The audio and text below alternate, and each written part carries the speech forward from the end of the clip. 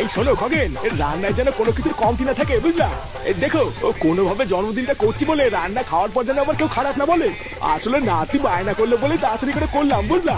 না হলে তো চেয়েছিলাম দুদিন পর ধুমধাম করে করবো। তুমি ওইসব নিয়ে বেশি ভেবো না নান্টুদা, যা রান্না করবো পাবলিকে কেউ খারাপ বলবে না। এই হ্যাঁ, ওইভাবেই করো, লোকে যেন খেয়ে বলে যে খেলাম দুটো ভাত।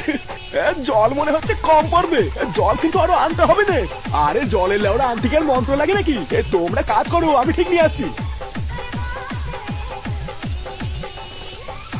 শোনো, পোল্ট্রিটা কিন্তু এক্ষুনি ঢুকে যাবে, বাড়ি ঘর তো সবকিছু কিন্তু একদম পরিষ্কার রাখবা। আর হুদাই বাড়াচোদা ছেলেটাকে একটু ভালো করে বুঝিয়ে শুনিয়ে রেখো, ওই চোদ্দা যেন আমার মান সম্মানটা ডুবিয়ে দেয়। ঠিক আছে লেওরা, ঠিক আছে তো মারাচ্ছ, কিন্তু তোমার এই বাড়াচোদা ছেলের জন্য পোল্ট্রিদের সামনে আমার মান সম্মান যায় না।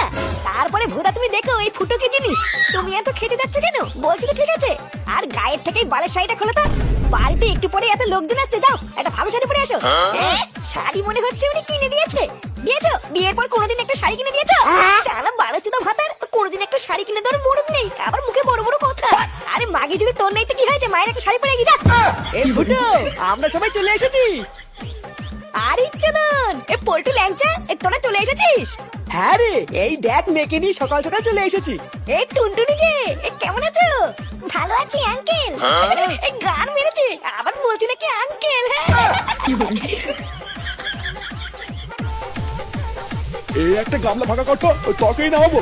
ওই তো সামনেই রাখা আছে। এই নাও, তখন বললে জল লাগবে, এই যে জল। আরে নান্টুদা, এই বয়সে কি মাথা টাথা ভাঙবা নাকি? তুমি আবার এসব আনতে গেলে কেন তোমার ছেলেকে পাঠাতে? আর ছেলে, ওর কি আর এইসব দিকে খেয়াল আছে? ওর ভরসায় থাকলে তোমাদের জল নেওয়া লাগতো না।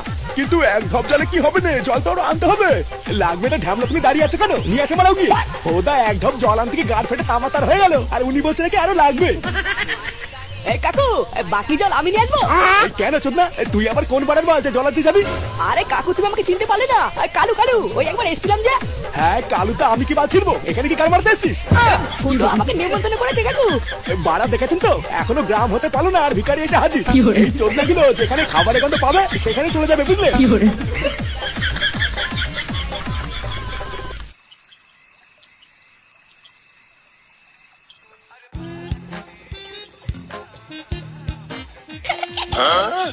ওমা, ওইভাবে হাসছো কেন? তোমাকে দেখতে না আজকে খুব সুন্দর লাগছে টুনটুনি। পুরো মনে হচ্ছে এত বোম। বোম মানে? ও বলা তুমি বুঝবে